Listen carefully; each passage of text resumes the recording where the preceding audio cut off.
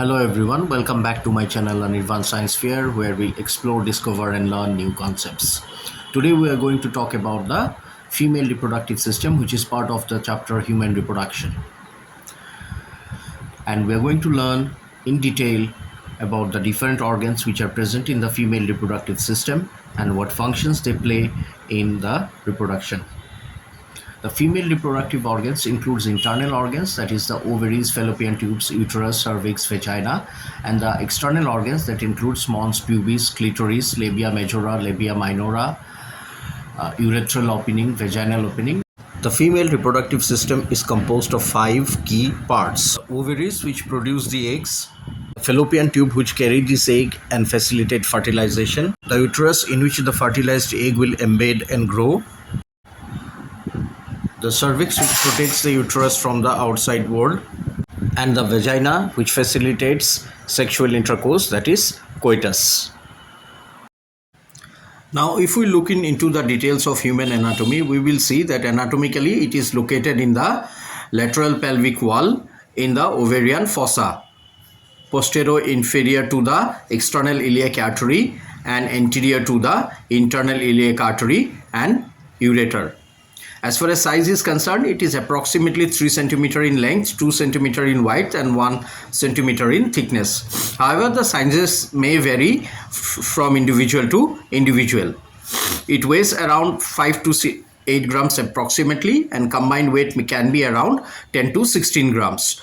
It is supplied by the ovarian arteries, which is the arterial supply, the peminiform plexus, which is the venous supply, and it is also supplied by T10 to T8 spinal segments via the aortic plexus. If we look into the functions and facts of ovary, the ovary primarily functions as the site for oogenesis, that is production of ovum, and hormone secretion, that is estrogen and progesterone. And one interesting fact about ovary is that ovaries contain primary oocytes at birth, which decreases in number after puberty, and the functions of ovary is regulated by the follicle stimulating hormone and the luteinizing hormone, and every month one mature follicle ruptures during ovulation from either of the two ovaries. However, sometimes two mature follicles can rupture from the ovary, and as a result twin formation can take place. Next we come to the anatomy of the fallopian tubes. The fallopian tube consists of 3 main parts. There is the infundibulum, the ampulla and the isthmus. But the first part is the fimbriae. They are finger-like projections at the end of the infundibulum facing towards the ovary, and they help to sweep the ovum from the ovary into the tube. The next part, that is infundibulum, it's a funnel-shaped opening which guides the ovum further into the tube. Then there is ampulla, which is the widest, longest section with thin walls, and it is the primary site of fertilization of the embryo. Next is the isthmus, and it controls sperm and embryo passage. After that we have the intramural or uterine part that runs through the uterine wall and acts as an entry point for the fertilized egg into the uterus.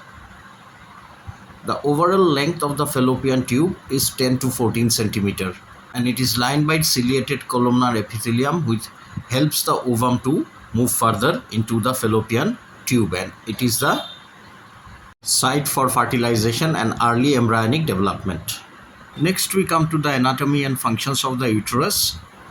The uterus consists of uterine body, fundus, the uterine cavity, which is lined by 3 layers, that is endometrium, myometrium, perimetrium, the lower part, that is the isthmus, followed by a very narrow canal which is called the cervix, or the lowermost part of the uterus. First, the uterine body. Uterine body is the upper larger part having thick muscular wall, and it is the primary site of pregnancy development. Next is fundus. It is top curved area above fallopian tube opening, and it forms the roof of the uterus. It is the site for early implantation. Next, we come to the uterine cavity. The uterine cavity is lined by the endometrium, which is the inner layer. Then the middle layer is called myometrium and the outer layer is called the perimetrium. The endometrium is the innermost mucosal lining and it is richly supplied with blood vessels. The middle layer, that is the myometrium, it is thick and there is smooth muscle present in these layers.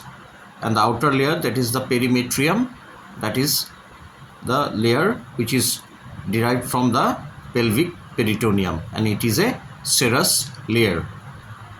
Below this, we have the cervix or the lower part of the uterus. The cervix is the lower narrow canal that connects the uterus with the vagina and it acts as a barrier, produces mucus to felicitate or block sperm and it dilates during childbirth. Now we come to the vagina, and the vagina consists of certain parts or sections, that is the vaginal canal, the vaginal wall, the ruggie, the fornix and the vaginal opening, that is introitus. The vaginal canal is a muscular tube from the cervix to the vulva and it is lined by non-keratinized stratified squamous epithelium and the mucosa forms the ruggie. Its key functions includes receiving sperm, acting as a canal for childbirth, passageway for menstrual blood, exit for cervical mucus. Then we have the vaginal wall, whose thickness varies from 2 to 3 millimeter and it is composed of 3 layers, the muscularis, the submucosa and the mucosa with the ruggie, and it is highly vascularized. Its key function includes providing structural integrity and expandability during intercourse and labor. Then we have the ruggie, which are transverse folds of the vaginal wall epithelium and it also allows expansion of the vaginal canal during intercourse and childbirth. Then we have the fornix, that is the recesses surrounding the cervix and it varies in size. The upper recess part of the vaginal canal around the cervix and it acts as a receptacle for sperm. Last we have the vaginal opening, that is the introitus, which varies in size and it is partially covered by the hymen and it is the external entrance of the vagina and it acts as a passage for all entering and exiting items, that is the sperm, menstrual blood, penis as well as the baby. Next we come to the external female genitalia, that is also called the vulva, and the vulva includes certain parts, that is the mons pubis, which is a layer of fat. Then we have the labia majora and the labia minora, they are the 2 leaves and the space between the 2 labia minora is called vestibule. The vestibule contains 2 openings, the urethral opening and the vaginal opening, and the vaginal opening is guarded by a thin membrane called the hymen and the space between the vaginal opening and the anus is called perineum. Thank you so much for watching. Please like, share and subscribe to my channel. Thank you.